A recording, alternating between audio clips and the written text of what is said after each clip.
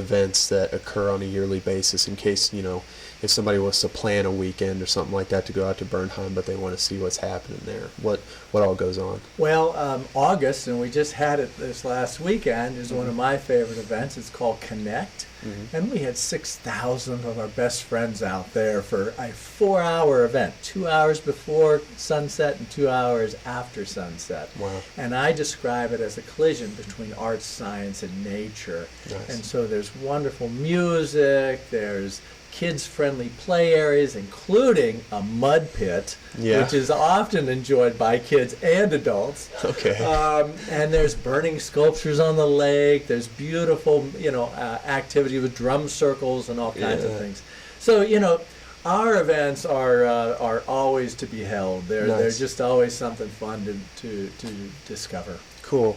So one of the other questions I wanted to ask was, since Bernheim is a conservation of nature, there is, I think we probably just hear about it daily, about our impact on the world, our impact on the environment, and even basically what's been going on in the Amazon. I don't know if you've heard anything about that. I wanted to ask you, what are your thoughts as the executive director of a conservation on at least the Amazon forest? Do you know anything about that? Well, I've been following it just like you have in the news, and that is that that to say that it's the lungs of our world is not an overstatement. Yeah. And to have those lungs on fire is really a sad thing to understand.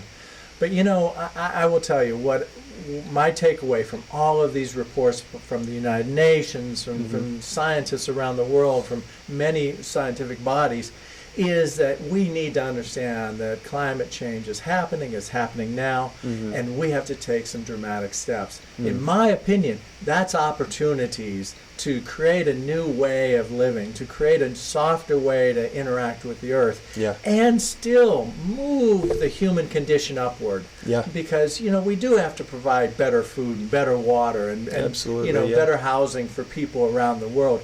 And I believe we can do that if we learn from nature and have less impact on resources, on water, on air, on wildlife. And we can eat healthier in the process as well. So to me, it's a doom and gloom kind of scenario, and we're running out of time, but the opportunity is there for us to change course. And so Bernheim leads the way. We have a platinum LEED certified visitor center, which is as energy efficient and has other really cool attributes to it. Cool. It's as energy efficient as it can get.